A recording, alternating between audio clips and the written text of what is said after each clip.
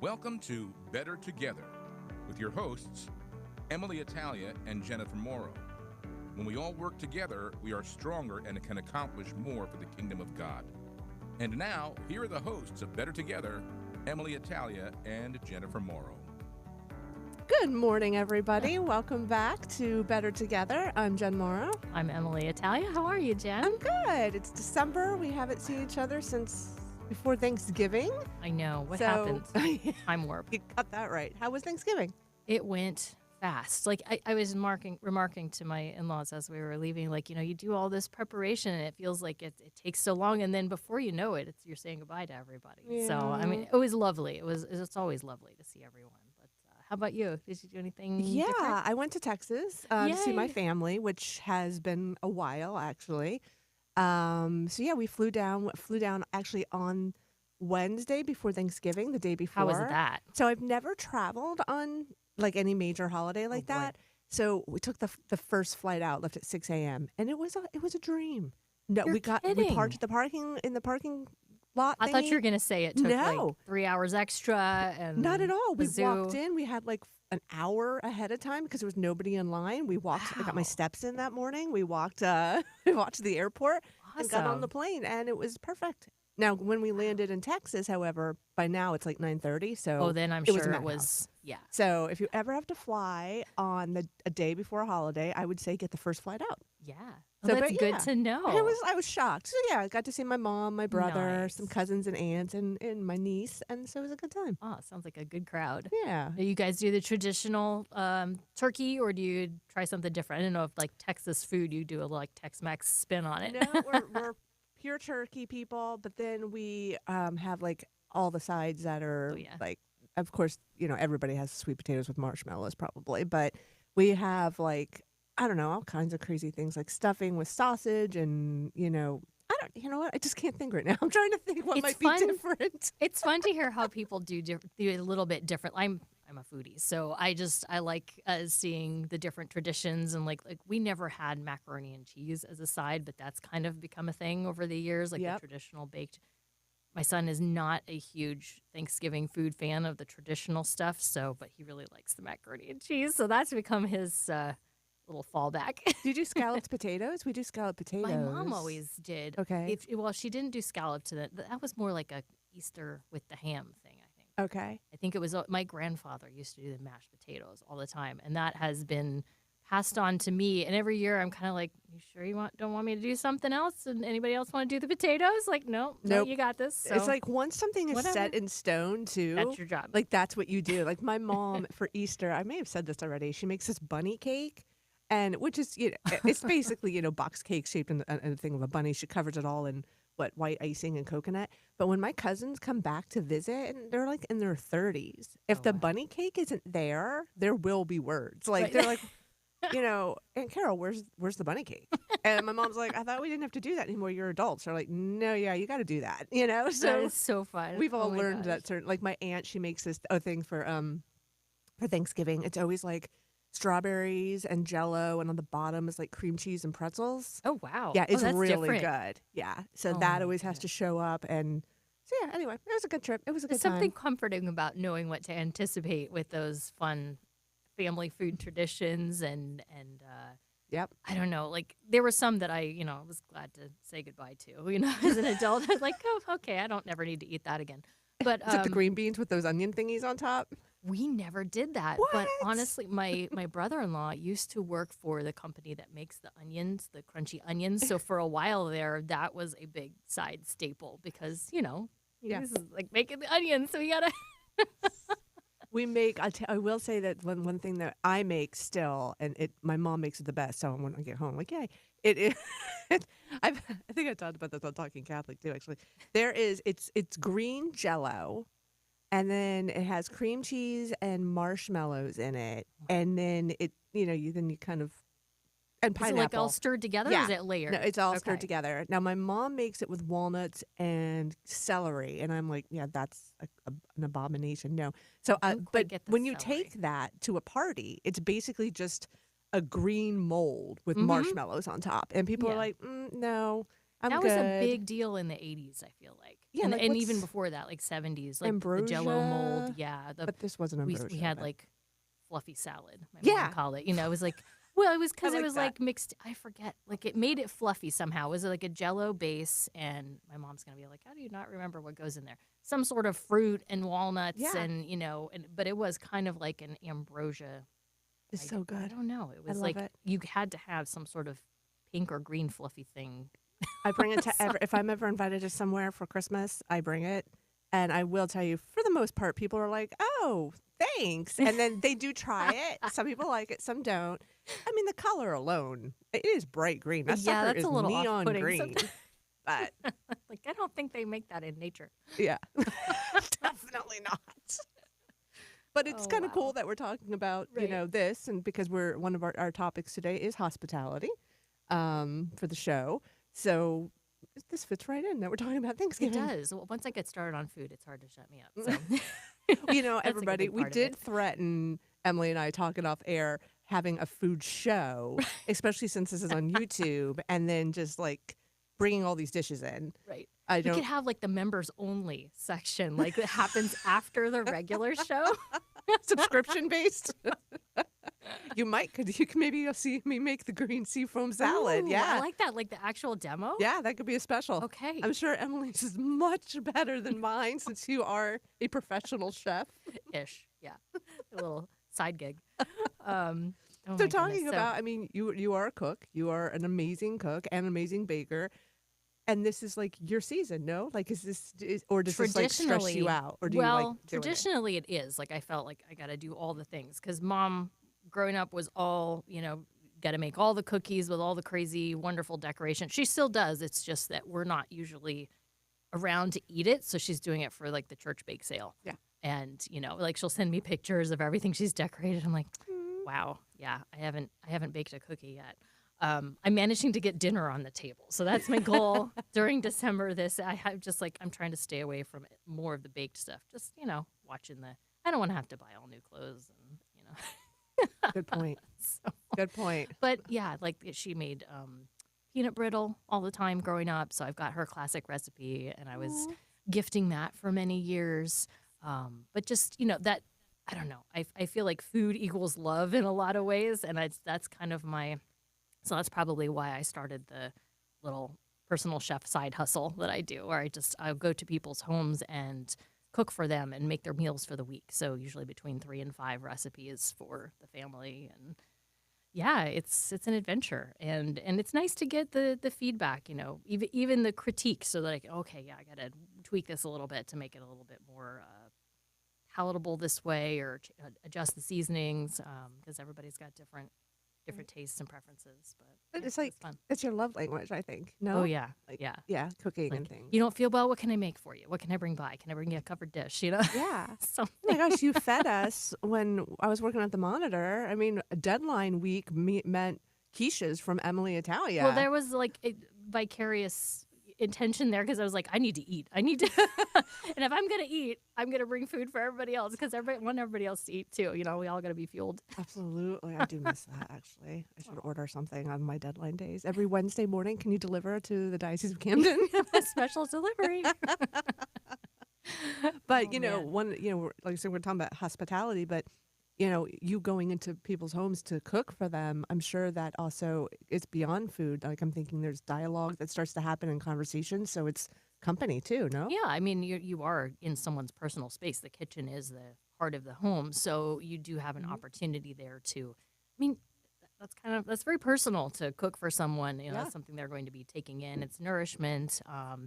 And in the case of one client, I've been cooking for actually her elderly parents are in their own home with a caregiver, and they've been taking some of those meals to them as well. So it's actually 2 families that are eating whatever I'm making. So, it's a lot of people to consult for the right recipes, but I think they've appreciated not having to worry about that additional element in their lives because it's a lot when you're older and you're having a hard time cooking for yourself. Mhm. So, but you actually have a connection with someone in your diocese at the remind me the name of the organization again. That is actually an outreach to elderly, Right. particularly. Yep. So in the Diocese of Camden, we have Vitality Catholic Healthcare Services, Diocese of Camden. And we've had a guest, I believe, on before about a couple shows ago. But they have many services. They help with healthcare, parish nursing, going into people's homes to help with paperwork or deliver meals. But there is a new ministry starting there. I believe it is called Calls of Joy, and we're going to have a guest on in a second to talk about it. And the idea of fighting loneliness. And it's not just December that there's loneliness. I mean, first off, Sure. it's holidays, so everybody's excited, but there also becomes, if you don't have family or you don't get along with them, or, even if you can still be lonely in a crowded room, right? Absolutely. So That's even harder, I've heard and experienced firsthand when you are not connecting with other people and they're around you. It's almost adding insult to injury because it feels like, okay, here's this opportunity and I can't connect for whatever reason. If it's, relationally or, perhaps if you're elderly and don't do well in a crowded situation, maybe hard of hearing or hard to keep up with the conversation, everything's moving a little fast.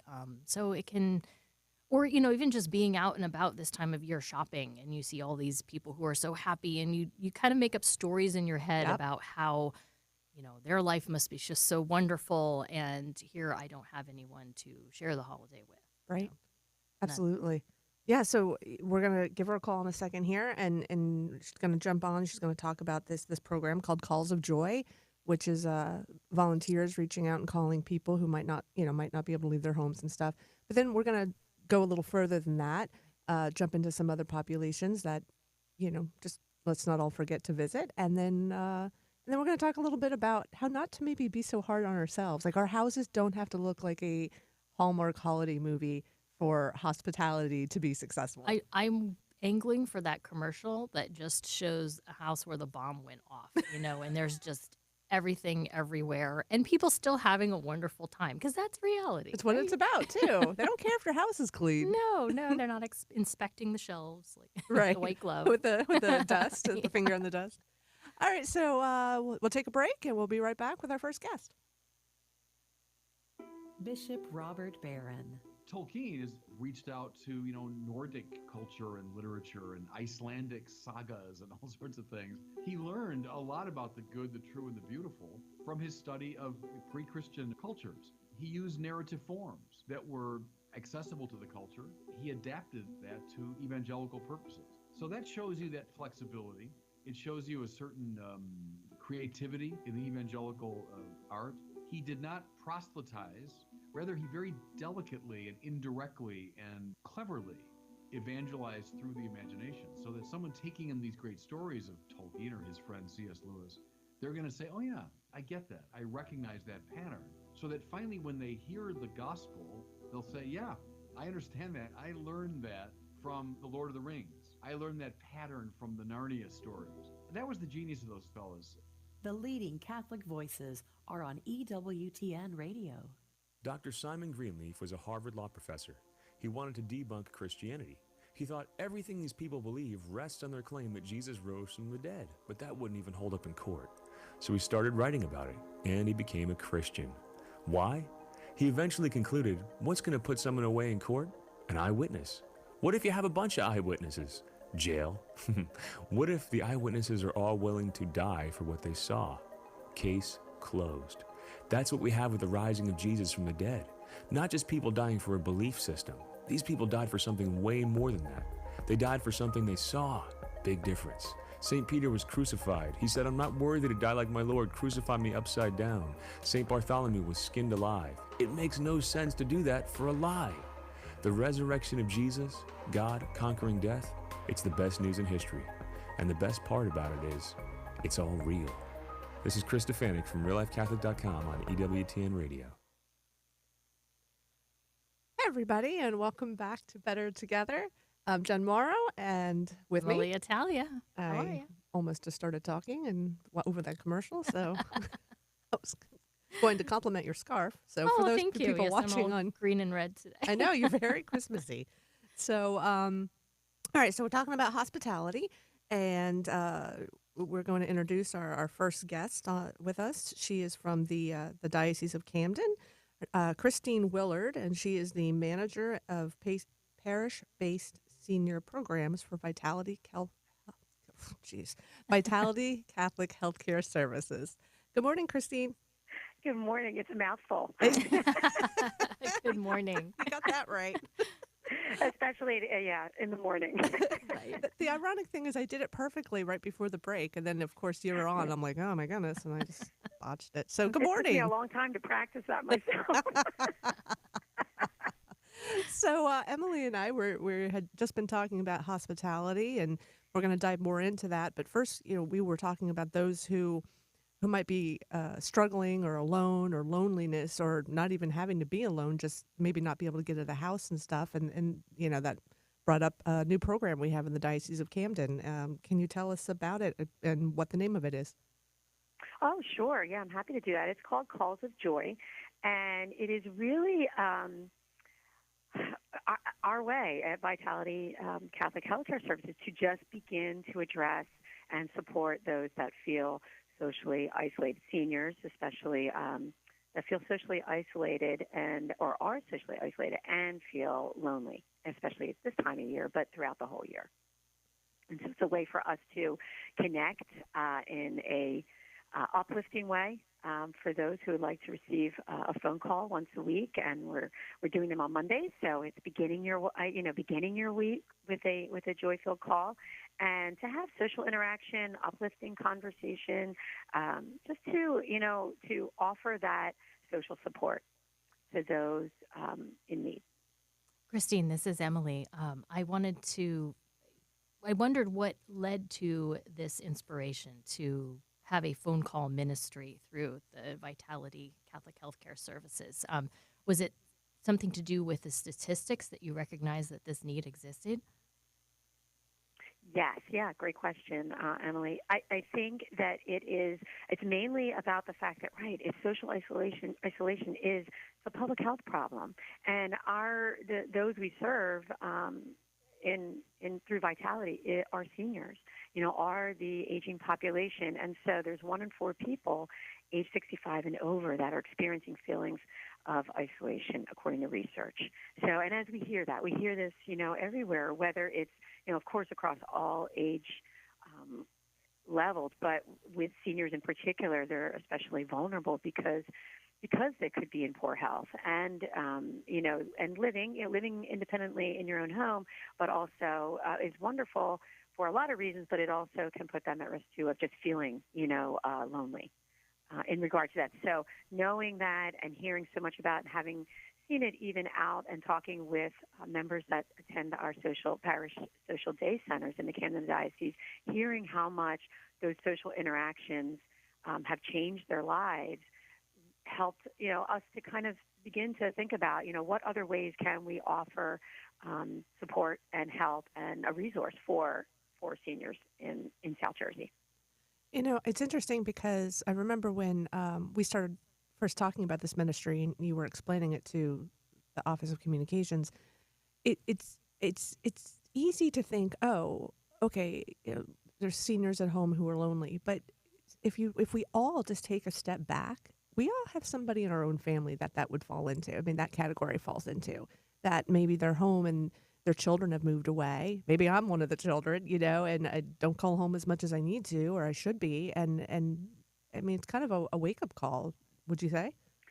Yeah, I think that it does. It puts, when then we think about it, right? We have our focus on it now. We start to think, our family, our neighbors, someone across the street, maybe, someone, in the parish and church, even though, and, we could, someone could live alone and not feel lonely or isolated, or you can feel lonely while even being with other people, right? So you don't know necessarily, but there are people in our lives where we might just think, hey, maybe they can, use a phone call or a visit. Of course, a visit in person is wonderful, but sometimes it's that phone call can make such a big difference and light up someone's day. Give them a chance to be social, to be, to feel that they are acknowledged, right, appreciated, accepted. There are three key things that we all need, and we don't realize it. I think those that are closest to us sometimes, need that as well. And I would imagine that it's difficult for a lot of people who are in that population to be self-advocating. Like if they recognize that they're lonely, it might not follow that they would, I need to seek social interaction. I need, maybe for some people that's second nature, if that's part of who they are, if they're very extroverted. But if you tend to be maybe more of an introverted type person, generating those social opportunities can be really challenging anyway. And then you add to that the time of life, health concerns, being unable to be ambulatory, to leave your home, that just severely changes your social opportunities. Whereas, when you're mobile, at least, okay, I can go for a walk, I can go to the grocery store, I can, make small talk with people in kind of low, I'm not sure if you would call that kind of a low grade social, but at least like you're acknowledging other people. It's different from just, being stuck in your home all the time. Yeah. And it is really difficult, especially for the aging population, because of those things that you mentioned, right? So there could be poor health. You look at right now this time of year, it's less daylight. Many, seniors don't want to be driving, let alone they may not drive. So transportation's an issue. There's, like you mentioned, mobility, and some of that can just put them into that cycle of feeling, depressed and lonely. And so I think a collective responsibility, right, and you pointed that out, Jen, all of us feeling like, wow, thinking about who in our life can we include, in some way, especially for the holidays too, right? But all throughout the year, that we can once in a while connect with to let them know, we see you, we we're here for you, and giving them some time to, like, because as humans, we're meant to be we're social creatures, right? And so it's really needed for survival. And so if someone is unable to do that, it makes that so much harder. They might just feel like it's just not, it could roll into that feeling of, I'm not that important, right? I'm not seen. And so having us aware, all of us aware of it, collectively, I think then we can reach out and help and think about it and then and offer it, offer a call of joy, to someone and say, hey, would you be interested in this program? And, might take a few times of asking, but I think that having been with a lot of seniors and spend time with them, that they're really, they need it. They want it. They just don't know, like you said, how to go about it, or maybe are not equipped to go about it.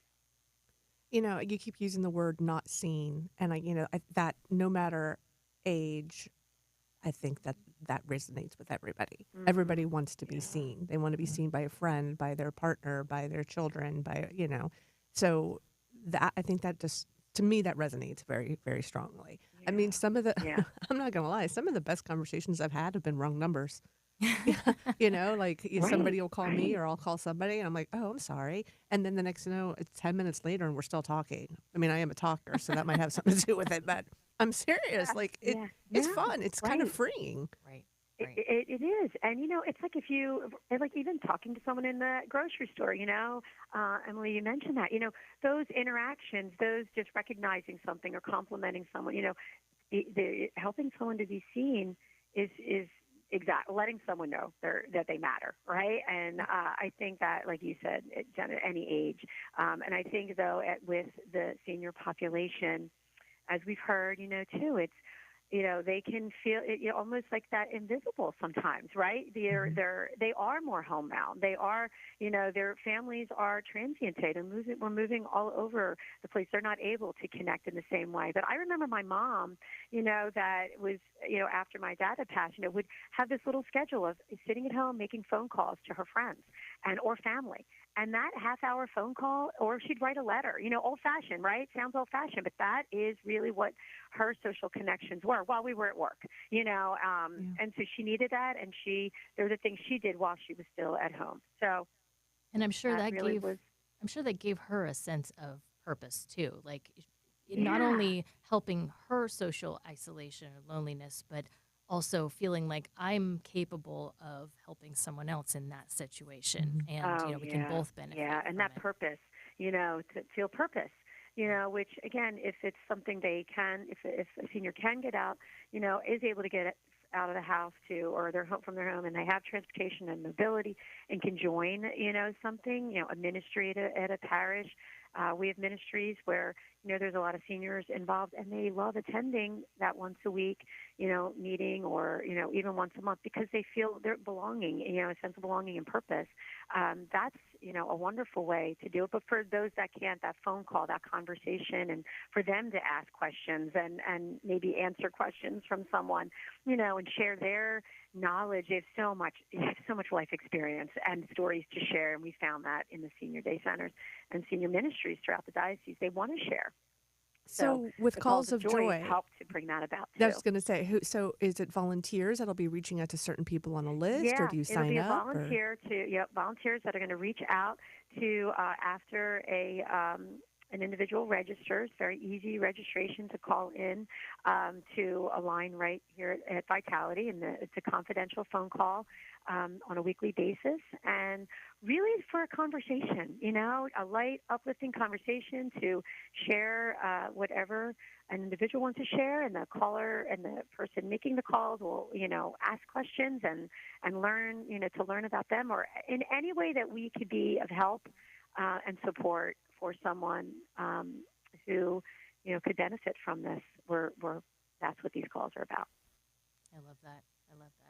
I have to give a little shout out to my mom real quick, because I would say one of the best gifts she gave me and still continues to give is her example of seeing people. She will talk to anybody, and she'll talk to them for 10 minutes. It could be the clerk at the grocery store. It could be the person at the post office. I mean, she'll go out of her way to compliment somebody on something they're wearing, or just to offer a smile and thank them for their, she calls somebody from customer service. She's, oh, well, thank you so much for your time. And like, we had a delayed travel situation when she came to visit us in August this past year. And we're dealing with the folks behind the counter. They were very helpful. And she was just like went over and above to say, I just really appreciate all the time you put into this and taking care of us. And the expressions on their faces at being recognized with that compliment and feeling, oh, yeah, my efforts were seen. That's just the greatest gift I think you can give someone, is to recognize them and to take the time to treat them like a human, to converse and not just be like, okay, thanks, bye. Mm-hmm. Right. I mean, these are basic needs, we all have. And for a lot of us, we get out, especially, as you're talking about hospitality, and there's work and there's, family or friends. When we're younger, we can go join, we can participate how we want. And as we get older, though, we don't have that. Maybe it's food, maybe it's going to that food store that one time, right? Or that, interaction with that one person that day is all that they have. So for your mom, it's wonderful, that's that one moment that someone, for your mom, and recognizing them and complimenting and making them feel, valued, as a person. I just think that's beautiful. And I think that's a lot of what is missing today because of technology, because of our pace of life, because of, like we talked about, families moving all over. And it's a little bit different than it was from what they remember, even us, our seniors, right? Like they grew up in an era where everybody was having each other over for coffee or, having conversations. And all of a sudden, a lot of that has stopped, and they had to learn, how to work an iPhone, or an iPad, and some haven't. So that's, there's a big gap there. And so going back to that basic of the phone call, or, to visit or to have those conversations in person, that's really priceless. So it's a gift. You've mentioned, especially with the winter season and colder weather and less sunlight. Also, by the way, many 47-year-olds also don't want to drive after dark. Yes. Saying that's, Yes. I'll speak for the one talking. Two. Two of us now. So what are some ways that we could prevent social isolation? Like if that might be us.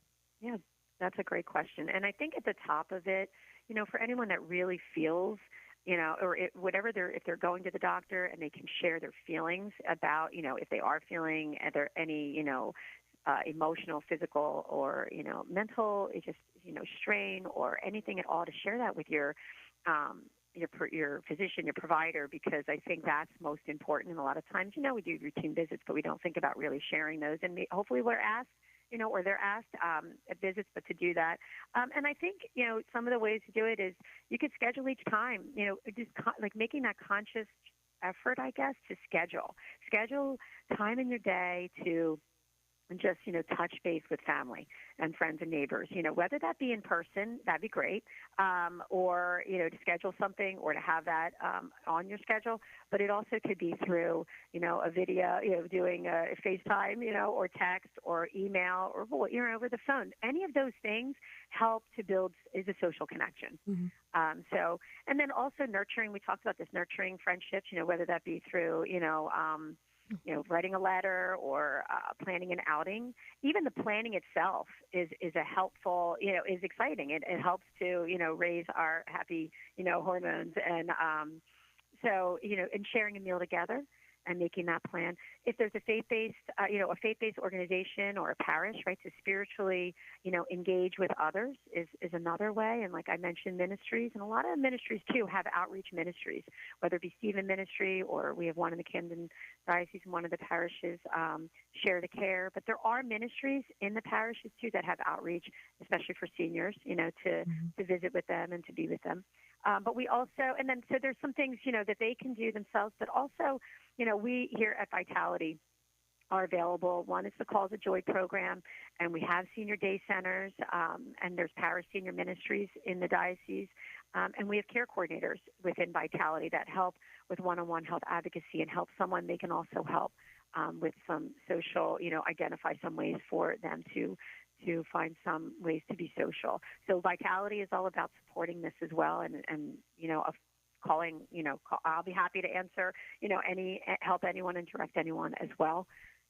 But there are ways to just be involved, even to join another activity that maybe it's something that at one point someone enjoyed doing, a hobby or an activity, and kind of looking at that to start a class to just get out, maybe during the daylight hours, just to meet people.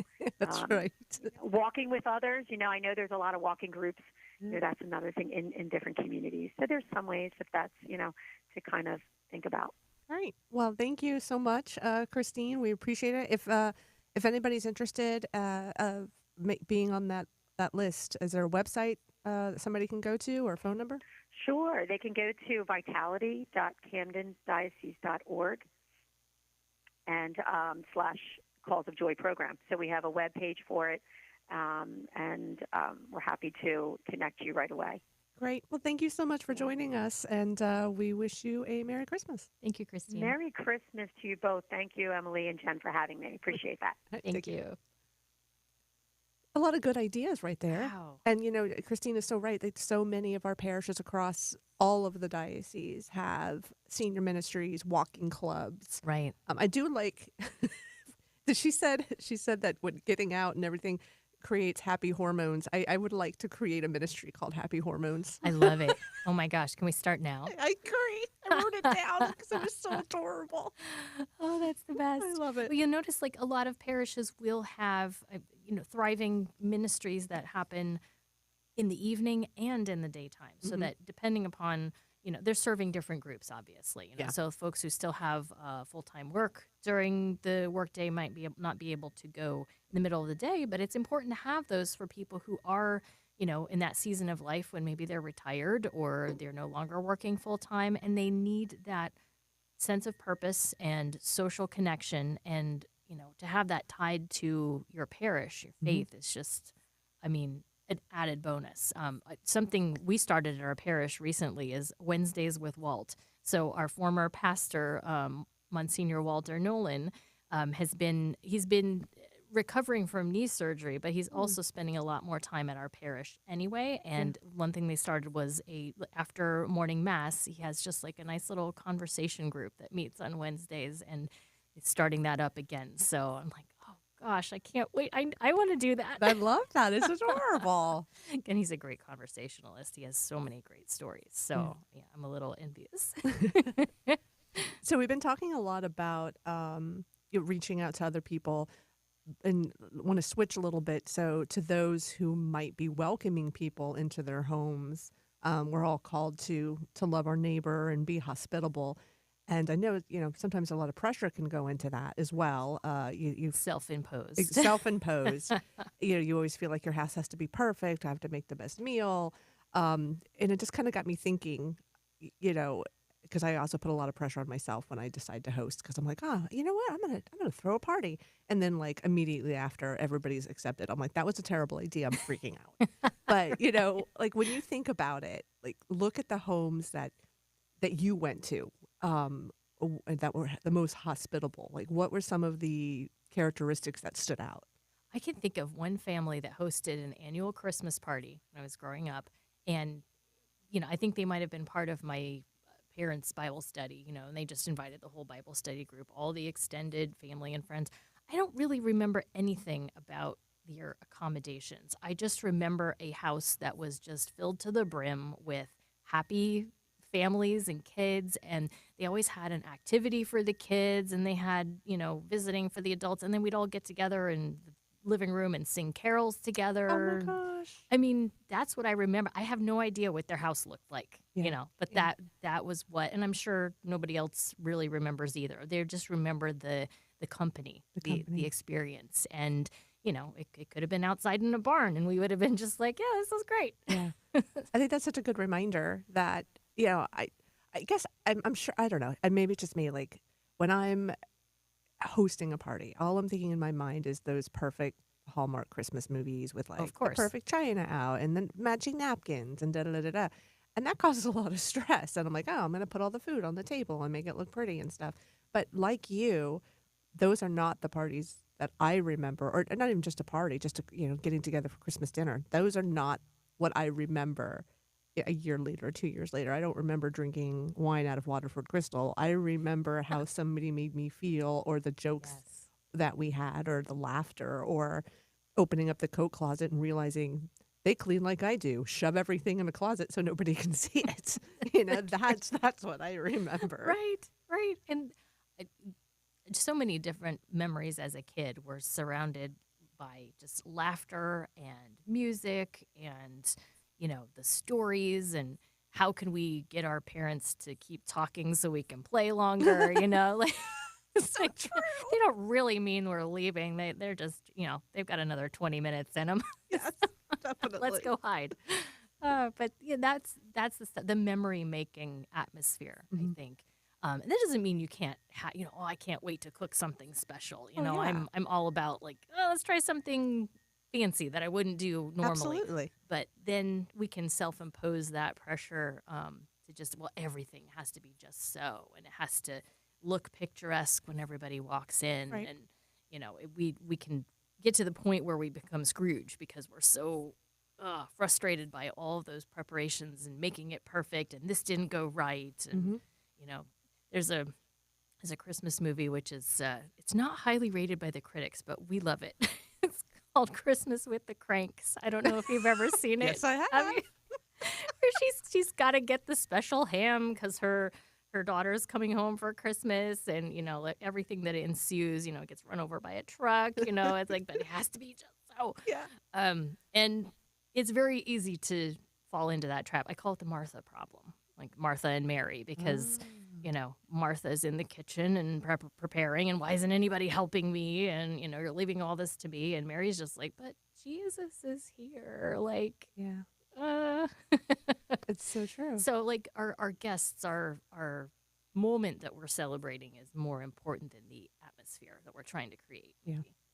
Yeah. I mean, and I'm going to go back to the Waterford Crystal because I have Waterford Crystal that I got from my wedding. You better use it. Well, that's the thing. I never use it because I don't want it. I don't know. It sits in a cabinet because, I'm like, oh, I don't want it to break. And after the last year or two, I'm like, you know what? I'm putting it out. And then people are like, well, I don't want to use it. What if I break it? And I said, I don't care. I said, you know what? It's either that or I would rather break it and have that memory of it being used than it just sitting in a cabinet and never being used. I don't care if you break it. I'm not going to cry. Point. It's just a glass. Yeah. But the funny thing is you would be here and we'll have a laugh over it. And next year I'll have my dollar store wine glasses back. You know what I mean? So no, it's not a problem. But it's like, it doesn't have to be perfect. And that is perfect the way you said it, the Martha problem. I mean, that's just perfect. Like I tend to invite people over because that I like being around. I'm like an introvert extrovert. Like I love having people over and around because I get my energy from that. But on the same time, I get very nervous having people over. Like I almost would rather go to somebody's house. That's why I very rarely invite people over. I invite myself to other places. But What can I bring? exactly, it's not that I don't want you in my house. I don't. I would love it. It just makes me really nervous because I want you to have a good time. So like I'll be the one in the kitchen and my husband will be out, excuse me, but then somehow in the middle of it, he's like, "You get out there. You invited everybody," and he turns into the cook. And actually, it works perfect because he's right. Like I get that Yeah. energy, and he's a better cook anyway. So true story. I've heard that described as ambivert. So you get your energy from specific social situations, but then you need time to recharge afterwards. So Really? yeah, so like you can be introverted in certain situations, like, maybe it's a big, loud, crowded room with most people you don't know. That might not be like your gig. But then having a gathering with people you know really well and you can connect with, and it's a little more comfortable, that isn't as off-putting, even if it is a bigger group. Oh, that makes sense. I'm gonna Google this later. Yeah. I actually think almost that's said I'm me. going to look this up in the dictionary later, but then I'll really be, oh my gosh, she doesn't drive after night and she uses a dictionary. I actually do use a dictionary. I'm still Googling that.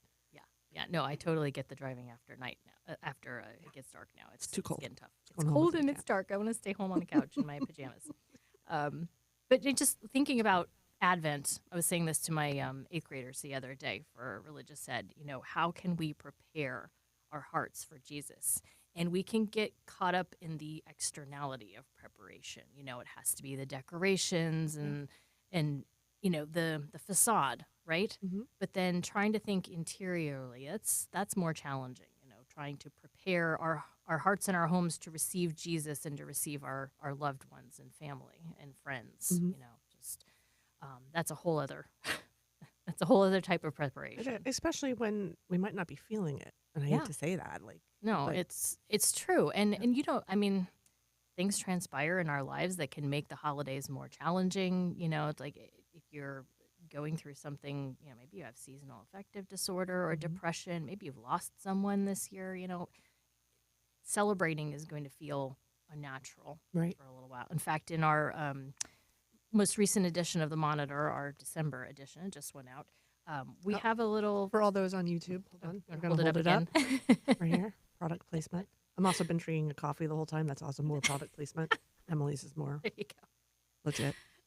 But we have a section, our In Focus section is on Christmas and Advent, and one of the articles that I did some research for was in helping those who are grieving at the holidays and trying to reach out and include them, to support them, not unlike, when we were talking with Christine about how to socially support those, and recognizing that if they're in a different season, they may not be capable of coming to a 2 to 3 hour party. Maybe they can show up for 15 minutes and be like, I'm good. I need to go, So just kind of recognizing that if you have a family member or a friend who's, I wouldn't try to isolate from the, oh no, they can't possibly want to celebrate. I better leave them alone. No, on the contrary, check up on them, see how they're doing, see if they're up for a short visit. Something that they can handle where they're still part of the celebration, but, within something that's reasonable for them. Mm-hmm. Yeah, I think that's, I don't know. I saw this little saying or something, little meme or something the other day, and it was like, when New Year's happens and everybody's talking or, about their blessing or what went well for 2000 and what year are we in? 24. Remember that if you just got through the year, that's okay too. Right. And I don't know, that really resonated with me because it was like, especially around New Year's when it's like, oh, there's so much pressure to do like the best thing ever for New Year's. And I'll be honest, I'm usually asleep by 11:30. Me too. Even I don't when make I it was to the like ball drop. 19, I don't even know if I ever had a New Year's. So, but it's okay. If the only thing that you did this year is get through it, then guess what? That's awesome. And not every year is going to be a season of climbing physical mountains. Sometimes those mountains are interior. Right. Sometimes you are fighting just to make it through the next day and the next day. And, that doesn't mean the holidays don't exist, but they might look different for a season. They might be simpler, they might be quieter, and that's fine. And, in that situation, don't feel pressured to, if you have a tradition of inviting 25 people to your home, doesn't mean that that tradition can't take a break when, you need to take a step back and care for yourself so that your health is looked after. Or like you said, preparing, during Advent, instead of outward, prepare inward. Mhm. And Sunday Mass, yes, and everything like that. Maybe some more Bible studies during the week or daily Mass, and take some time for ourselves to prepare for the real reason of the Right. season, as they say, and so that we're ready on Christmas. I love pulling out all the stops with the food. It's great, but there's always something that just doesn't go quite right. And I think we need to give ourselves a little grace in that moment and just be like, you know what, it's okay. And allow people, when people say, what can I bring? Give them an assignment, because people love to feel, oh, yeah, I want to contribute something, and then that takes the pressure off too. And like, oh, I need to make 47 dishes and, time it just right for the oven and everything. Let people come and contribute something and, make it a smorgasbord.